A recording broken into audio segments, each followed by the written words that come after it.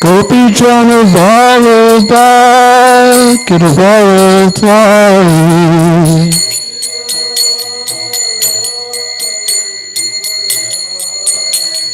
Gopi Jana Vallabha Kirvaratari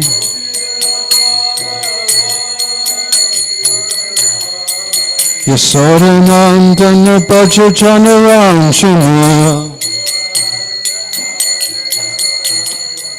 Yasodanandana Bhaja Jana Ramshana Yamuna Tira Vanachari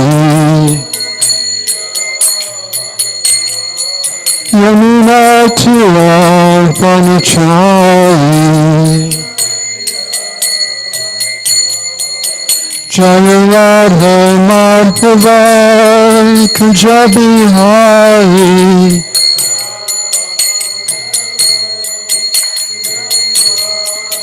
Jaya Radha Madhava Kunjabi Hari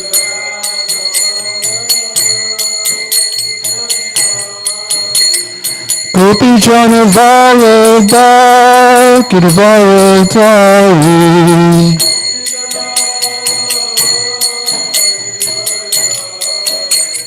Gopi Jana Vallabha Kirvaratari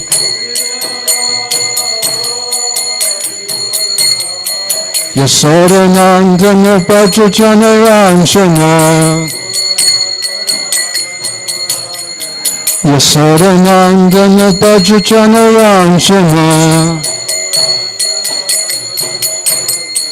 Yamuna Tira Vanachari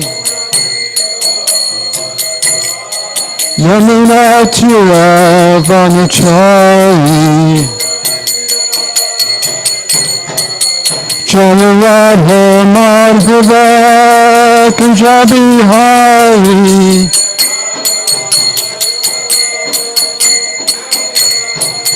Jaya Radha Madhava Kunjabi Hari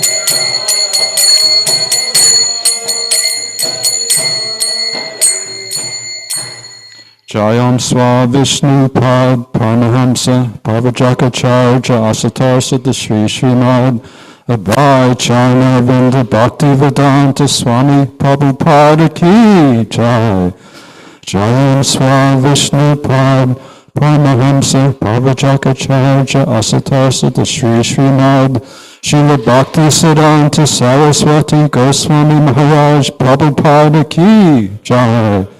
Ananta Koti Vaishnavana Ki Jai. Namacharya Sri Haridas Thakur Ki Jai. Prem Se Kaho Sri Krishna Chaitanya Prabhu Nityananda Sri Advaita Gadadhar Shivasari Gaur Bhaktivinoda Ki Jai. Shri Shri Radha Krishna Gopa Gopinath Shamakund Radha Kund Giri Govardhan Ki Jai. Shri Vrindavan Dham Ki Jai. Shri Mathura Dham Ki Jai. Shri Jagannath Puri Dham Ki Jai. Navadvip Dham Ki Jai. Ganga Me Ki Jai. Yamuna Me Ki Jai. Tulasi Devi Ki Jai. Bhakti Devi Ki Jai. Shri Shri Gaurnitai Ki Jai. Srila Prabhupada Ki Jai.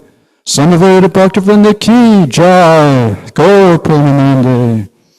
All glories to the assembled devotees. All glories to the assembled devotees. All glories to the assembled devotees. All glories to Sri Guru and Gauranga. Om Namo Bhagavate Vasudevaya.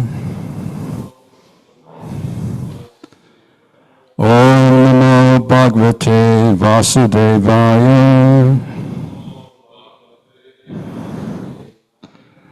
Om Namo Bhagavate Vasudevaya.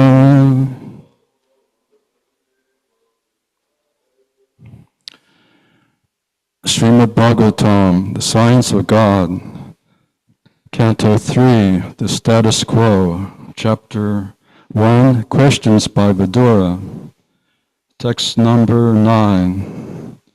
Yada cha pataparita sabayam jagadguru yani jagada Krishna na tani pumsam amrita ayanani raja uru mene shata punyalesha.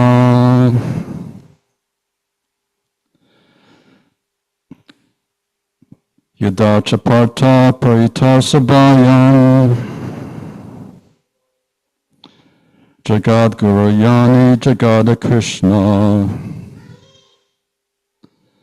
Natani Pumsam Amritaya Nani Jajarumane Shatapunya Leshaha Yada Chaparta Parita Sabayam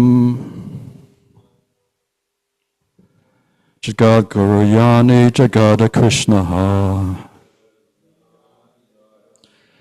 Natani Pumsam Amritaya Nani Rajarumane Shatapunya Leshaha Yada Chaparta Parita Sabayam Jagad Guru Yani Jagada Krishna Natani Pumsam Amritaya Nani Jajarumane Shatapunya Leshaha.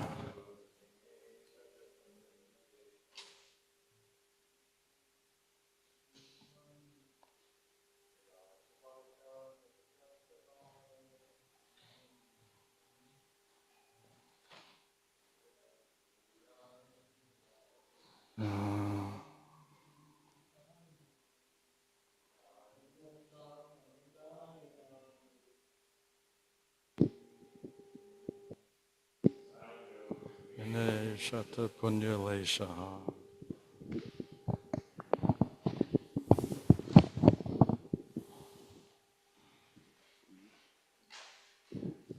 Yada cha partha prahita sabhayam Jagad Gurur Yani Jagada Krishna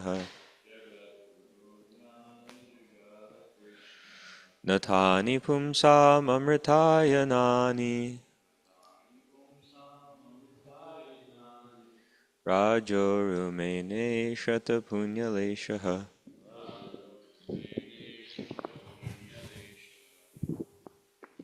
Yada chaparta prahita sabhayam Jagad Gururyani Jagada Krishna Natani Pungsam Amritayanani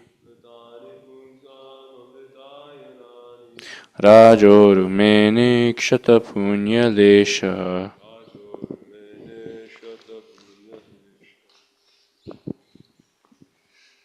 Yada chaparta prahitaha sabahayam Jagad Guru Yani Jagada Krishnaha Natani Pumsam Amrite Anani Rajaru Mane Shata Punyalishaha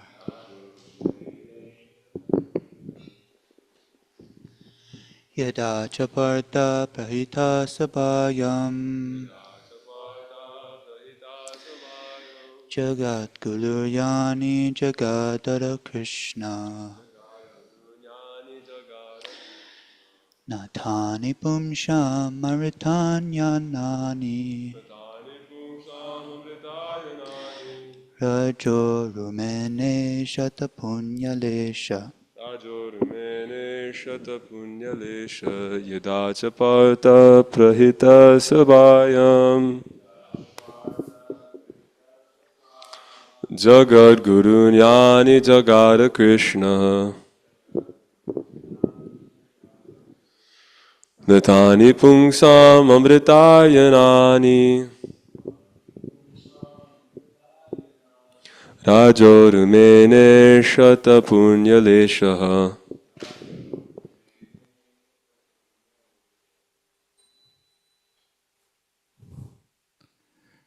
Ladies, Jai Shri Gauranatai.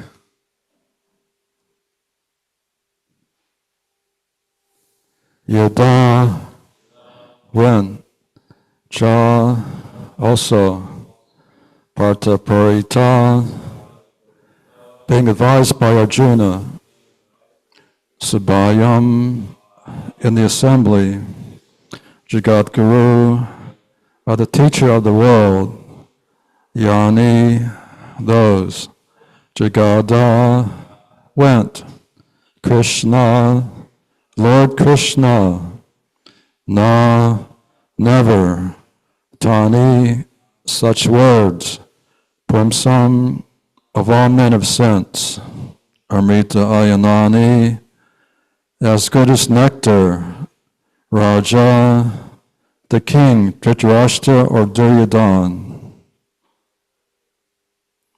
Uru, very important, Mene, did consider, Kashacha, dwindling, Punyaleshaha, fragment of pious acts.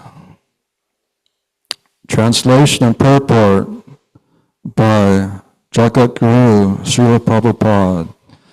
Lord Krishna was sent by Arjuna into the assembly as the spiritual master of the whole world, and although his words were heard by some, like Bhishma, as pure nectar, it was not so for the others, who were completely bereft of the last farthing of past pious works. The king Dhritarashtra or Duryodhana did not take the words of Lord Krishna very seriously. Purport. Lord Krishna, who is the spiritual master of the entire universe, accepted the duty of a messenger and, deputed by Arjuna, went to the assembly of King Dhritarashtra on a peace mission. Krishna is everyone's Lord, yet because he was the transcendental friend of Arjuna, He gladly accepted the role of messenger, exactly like an ordinary friend. That is the beauty of the Lord's behavior with his pure devotees. He reached the assembly and spoke about peace, and the message was relished by Bhishma and other great leaders because it was spoken by the Lord himself. But due to the exhaustion of the pious results of their past deeds, Duryodhana, or his father, Dhritarashtra, did not take the message very seriously. That is the way of persons who have no credit of pious deeds. By past pious deeds, one may become the king of a country, but because the results of the pious acts of Duryodhana and company were dwindling, it became evident from their actions that they were sure to lose the kingdom to the Pandavas. The message of Godhead is always like nectar to the devotees, but it is just the opposite to the non-devotees. Sugar candy is always sweet to a healthy man, but it tastes very bitter to persons suffering from jaundice. Donovan Maharaj, we would like to hear your comments on Srimad Bhagavatam.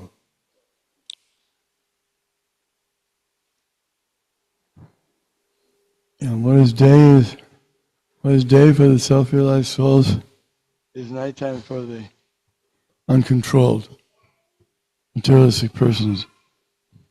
They see everything opposite. The self-realized persons, they like to rise early and take advantage of those early morning hours for spiritual cultivation. And the non-devotees, they like to stay up late. And they like to enjoy the late hours at night with all kinds of sinful activities. So it's not surprising that Krishna's advice is not applicable to persons like Duryodhana or Dhritarashtra. Actually, Duryodhana was not really the king.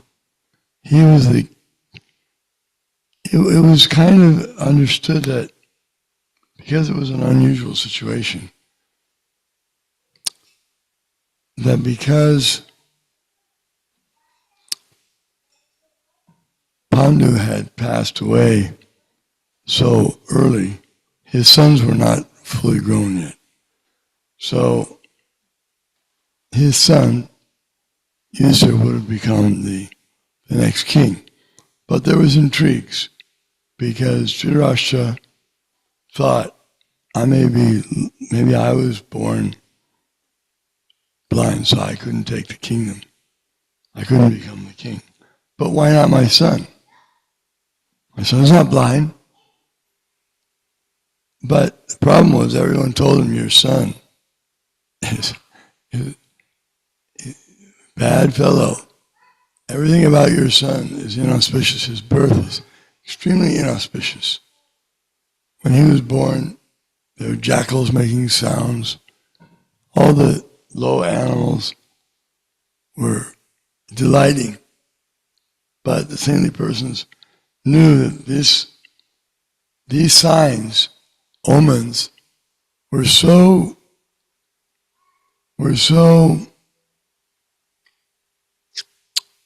complete and so many that all the saintly persons, astrologers, they said, you should reject this child. Just reject him. He'll destroy the whole universe. He'll destroy your whole dynasty. He will ruin the whole dynasty. Everyone will get killed in the dynasty because of this person. That's how treacherous. And they knew they were right. But Dhritarashtra couldn't hear it, even though it was painful. But still, because of attachment, he thought, this is his only chance to get the kingdom in his direct family. Because he was a little older, Duryodhana was a little older than Bhima. But he was not older than Yudhishthira. So, if he didn't get in himself, then it would be difficult for him to get his son in. That was what he was thinking. And he also knew that his sons, being not pious, would not be able to win against the piety of Yudhishthira and the Pandavas. They were very pious. All good qualities. So they would win. So he didn't want that direct combat between the two. So he had to try to do it in a treacherous way, undermined it.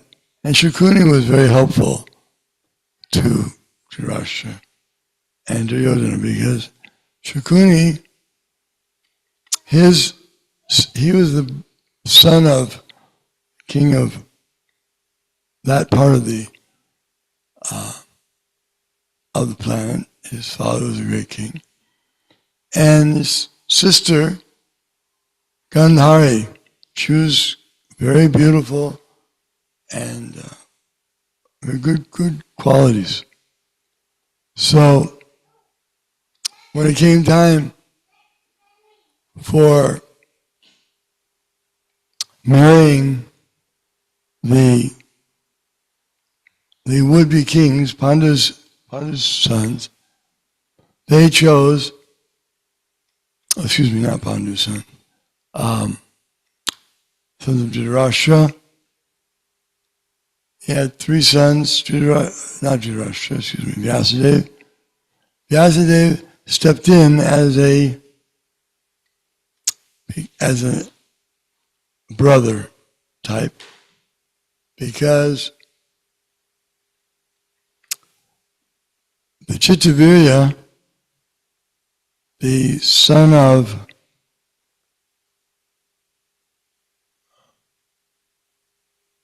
the king, he died early, Chittavirya, and he had 3 queens, but he hadn't given them any children when he died. So, and the former brother, his brother, he died young because he happened to have the same Chitrangada, he had the same name as a Gandharva. And they happened to be in the same place at the same time. And they were so puffed up, they were both Kshatriyas. And they just decided that there's only going to be one Chitrangada here. And so they fought, and the Gandharva was more powerful. Gandharvas are from a higher part of the universe, so he defeated Chitrangada. So that was the first. And Bhishma, he was the son of Ganga. But Ganga, she had delivered her first 7 sons, wasn't it? She delivered them to the Ganga, and they drowned. She drowned them. And the father, Shantanu, he was so upset with his wife. He loved her very much because she was very beautiful. And she's Ganga.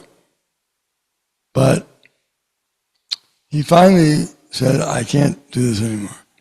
On the last time, the 8th child, she was going to take him away and put him in. But Shantanu said, no, you can't do this. What kind of woman are you? Killing your own sons? This one I'm going to keep. So she left because she told him, if you ever ask me what I'm doing or stop me in any way, I'm gone. And he was afraid to do it, but he finally did it. That was Bhishma. And Bhishma had taken a promise, a vow, so that his father, Shantanu,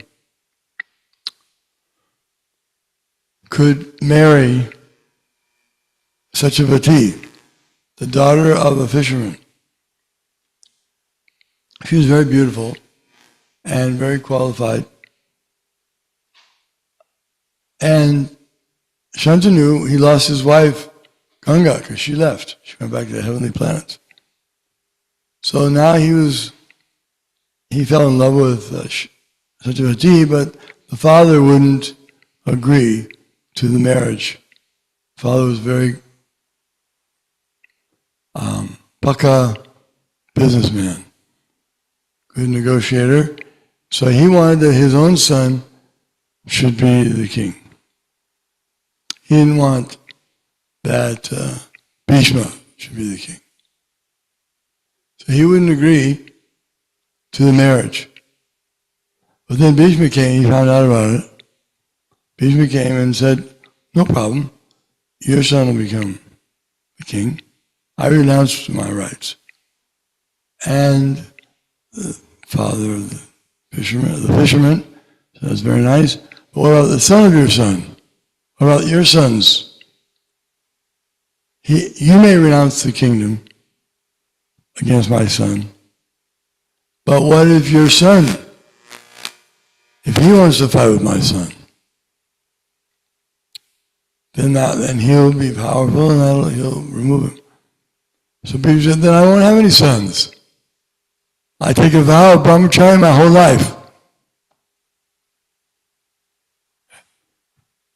Everyone was amazed by this because that's not normally done in a kshatriya like Bhishma, the most powerful in the whole planet. And he makes a vow to remain brahmachari, not have any contact with women. But he took that vow. So he wouldn't be able to continue the dynasty. So therefore, then Satyavati, she married Shantanu.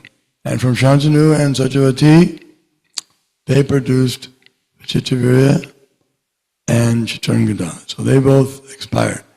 Now you have 3 queens left. According to Vedic principles, in the previous ages, that was the previous age, that was Dwapara Yuga.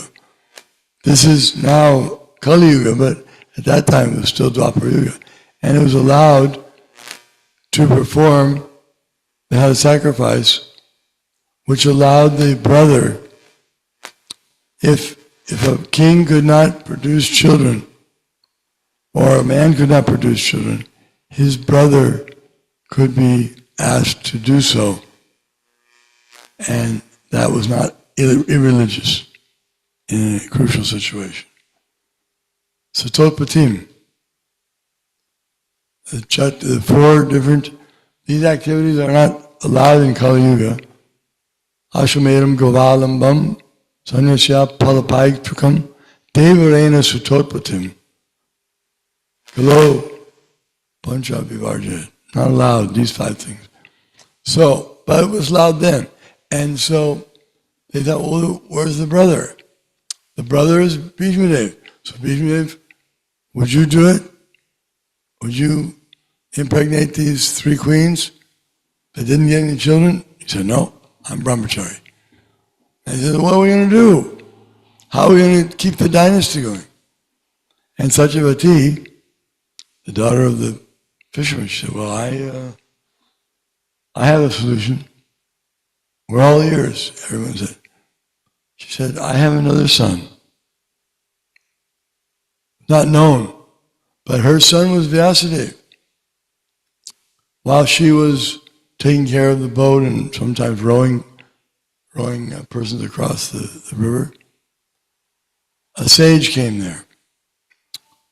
And that sage fell in love with her, became attracted, and wanted to have union with her, but she was afraid this is immoral. I'm not going to do anything immoral. And he said, it's not immoral, you'll get a wonderful son.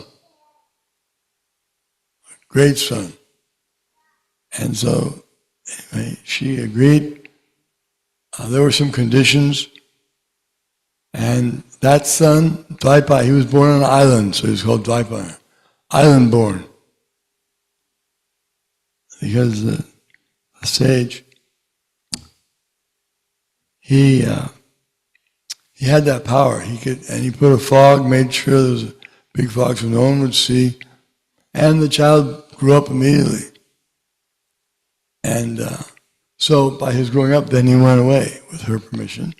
And he told her, if you ever have any need for me, just call, I'll be there. And just like that. So they decided this was the plan. Everyone was happy. Bhishma was happy. So Vyasadeva came, and he agreed. He said, yes, mother, I'll do as you say. I'll impregnate the queen. She was a queen because her husband was the king and he passed away. So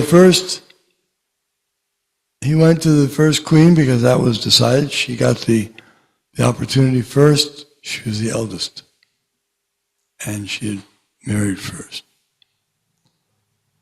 So about Vyasadeva, when she called for him, he came, but he said, if you call me away now, I won't look very attractive. And it'll be I think better you wait, let her perform some sacrifice, purify herself. And so he suggests waiting, but they wanted him right now. They didn't want to wait. So he came and he looked quite frightening. These are princesses.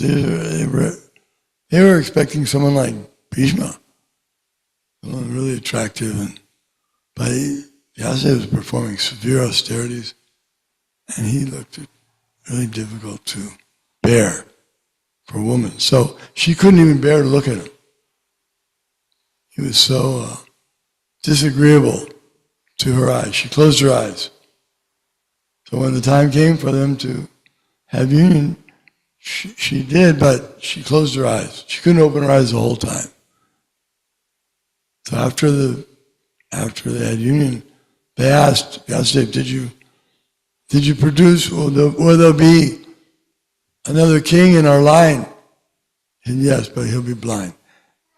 The mother couldn't open her eyes once, so her son will not open his eyes. And now they were in grief again. What are we going to do? Now we have a son.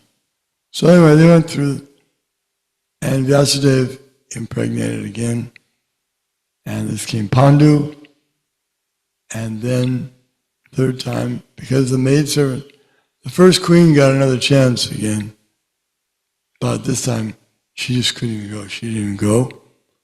She sent her maidservant to take her place. And so the child from that is Vidura. He wasn't considered of royal family, royal heritage, fully. So he wasn't allowed to be the king. But he was the wisest of all, great devotee. So, now, Dhritarashtra couldn't be the king because of his blindness. And Pandu's son became the king. He was all pious and everything, but he died very young due to a curse. And the boys were not grown. Yudhishthira was not old enough to become the king. So, in the meantime, Dhritarashtra and Bhishma Deva, they were kind of looking after the kingdom. Bhishma Deva was protecting the kingdom. He was the most powerful Kshatriya. And he knew everything about how to run a kingdom. He was completely qualified, but he couldn't do it because of his vow. But he protected, and his vow was he would always protect whoever is the king of the dynasty coming from, this is the Yadu dynasty. Yadu dynasty was the most famous dynasty in ruling. They had ruled for a long time, the earth. So Dhritarashtra was kind of ad hoc. He was filling in until Yudhishthira was old enough to be crowned. But his heart wasn't in it. His heart was, he didn't want Yudhishthira to be the king. He wanted his own son to be the king. And Duryodhana was his only hope because he was at least elder to everyone except Yudhishthira. Yudhishthira was first. And I said Shakuni, we got on this discussion because Shakuni's sister was married. Bhishma Dev, when it was time to get her married, when it was time to get Dhritarashtra married, Bhishma Dev went to Gandhara. That was Gandhari's father, the king of the Gandhara area. So he came with a whole army, the Yadu dynasty. And so he approached the king of Gandhara and he said, we would like you to give your daughter in charity to the descendant in the line of the Yadu dynasty, prince. So Gandhara, he didn't have much choice because they came with a huge army, Bhishma Dev's there, no defeating them. Now there's different ways of looking at it, but he felt there was no choice. So he agreed. And it turned out that when they found out it was Dhritarashtra, they didn't know it was, they thought it would be Pandu. And Shakuni, the brother of the son of Gandhara and the brother of Gandhari, he was very fond of her as his sister. And he was so angry. They gave a blind man, my sister's the most beautiful princess in the whole world, and they give him a blind man? This Bhishma, he hated Bhishma. Because Bhishma made that decision. So Gandhari, when she heard that she was going to marry Dhritarashtra, who was blind, she immediately covered her eyes with a cloth. She said, I'm not going to see either then. So her whole life she remained blind like her husband. She didn't want to be better than him, greater than him in anything. That was the training of the princesses. They were so exalted. So he held that grudge against the Yadu dynasty, Shakuni. And Shakuni was very evil, very sinful. Always doing everything just the wrong way it should be done. So he gave all kinds of advice. He became the chief minister for Dhritarashtra and Duryodhana. His suggestions were always bad. He gave all these ideas, kill him like kill Bhima, give poison. Take his idea, do the house of Tiger, you'll die. All kinds of plans how to kill him. But they were always saved by Vidura and Krishna. Anyway, Krishna, ultimately, it's a long story, Mahabharata, but it finally came to the point where all this treacherous things that Shakuni could conjure up, such as gambling matches and with the dice that was made from his father's bones, all these things were going on, and they got the Pandavas rejected they had to leave the kingdom for 12 years, and then one year they had to remain incognito, and then they could come back, supposedly, and they get half the kingdom, like they had before. Because that was one of the arrangements that was made before, they would share the kingdom. But Duryodhana couldn't tolerate it. So by cheating the gambling match, they got them exiled. Now that 13 years was over, and they came back, and they said, okay, we've fulfilled all your all your conditions of the gambling match, and now please give us our half of the kingdom. And as expected, Duryodhana said no. And Dhritarashtra, he said, I'll remain quiet, I'll remain silent in this issue.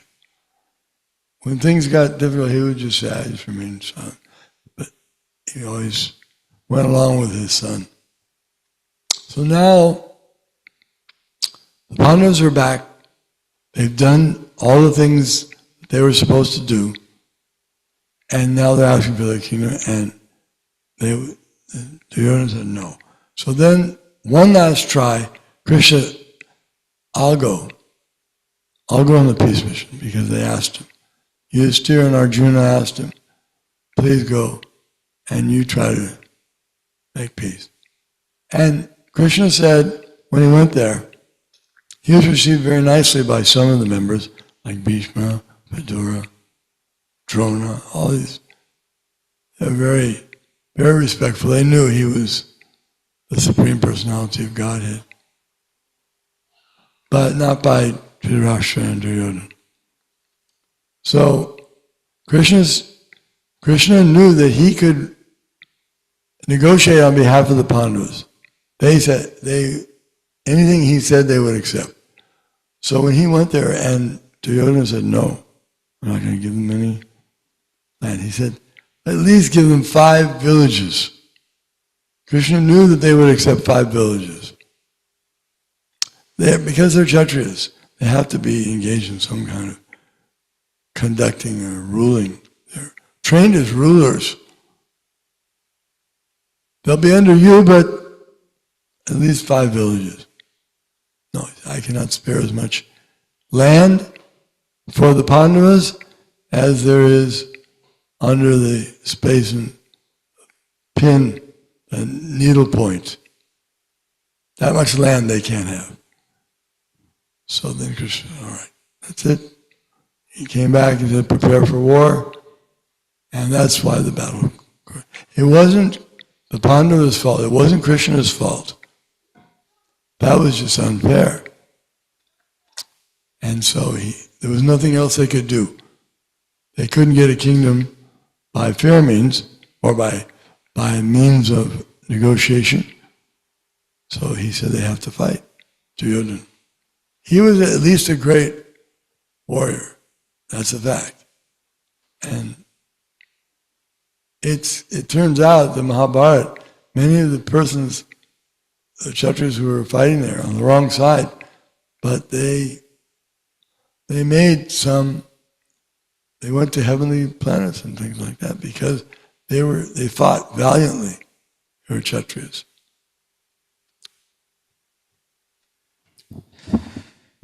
Dhanavar Maharaj, thank you so much for your nice comments.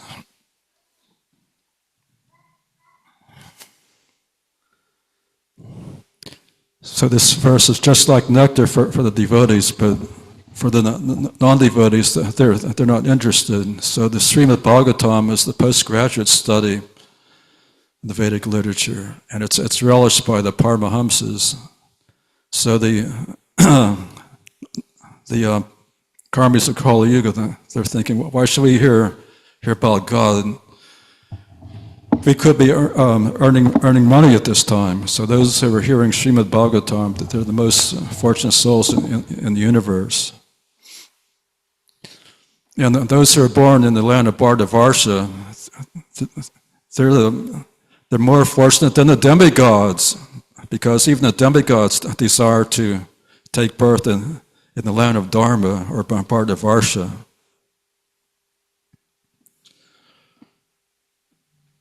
So now it's time for the Sankirtan Festival. Thank you very much for hearing Srimad Bhagavatam. All glories to His Divine Grace, A.C. Bhaktivedanta Swami Prabhupada.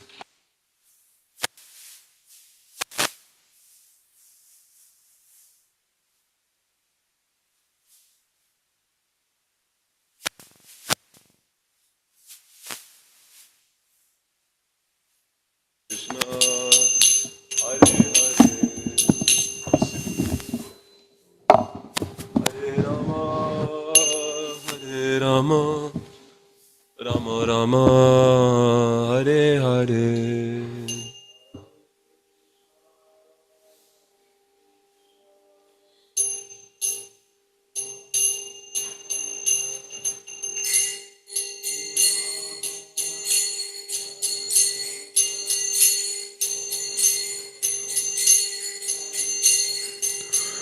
Hare Krishna,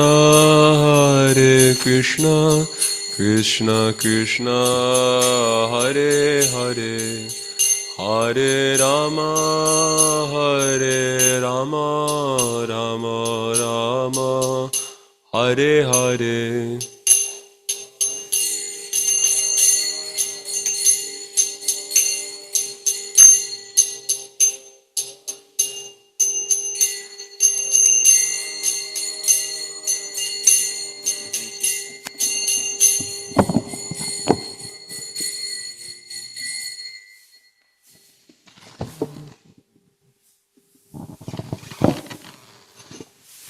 Okay, so we'll read the scores for the first week of March. For the pleasure of their lordships, Sri Sri Gauranitai, Lord Nrsimhadev, Tulsi Maharani, the Sampradaya Acharyas, Srila Prabhupada, His Holiness Dhanavir Goswami, and all the assembled devotees. So this week we had 4 book distributors. Okay. So this week we had 4 book distributors. We don't know what Matarnath's book score is, but he's one of the 4. And then in third position with 4 small books, 9 medium books, 15 big books, and 11 Maha big books for 42.5 book points, Magadari Prabhu. Haribol. In second position with 9 small books, 1 medium book, 16 big books, and 13 Maha big books for a total of 44.75 book points, Jagannath Prabhu. And in first position with 8 small books, 3 medium books, 28 big books, 28 Maha big books, and 1 Srimad Bhagavatam set, Rishi Kumar Das. Hare Krishna. For a total of 159.5 book points. So, we don't have everyone's score, so we won't do the temple total right now. But for a highlight from this week, Jagannath Prabhu and I went to the Indian store, KC India Mart, and just when we were getting ready to go, this one family came, and they took a Srimad Bhagavatam set. Srila Prabhupada ki jai. Transcendental Book Distribution ki jai. Want to do a highlight? That's for you.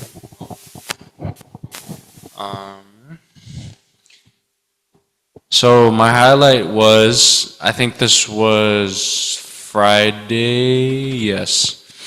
We were at Westport and we were in the downtown area.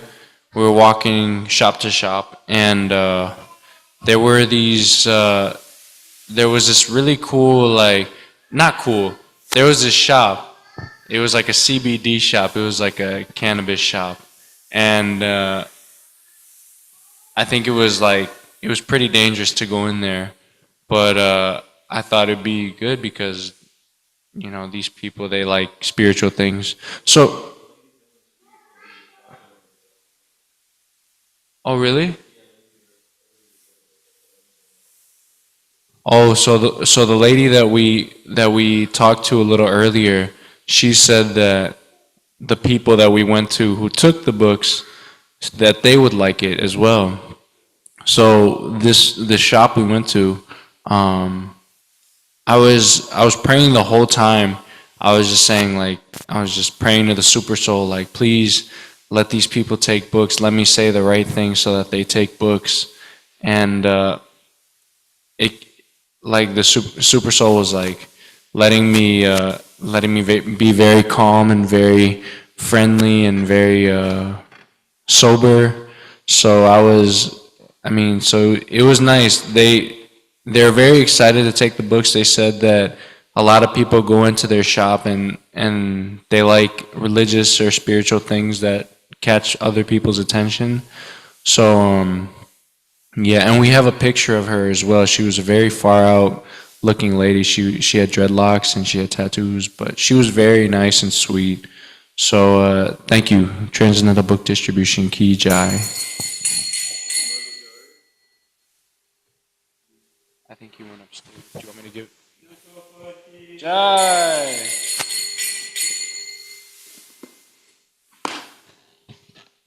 What was Mogadari's book score?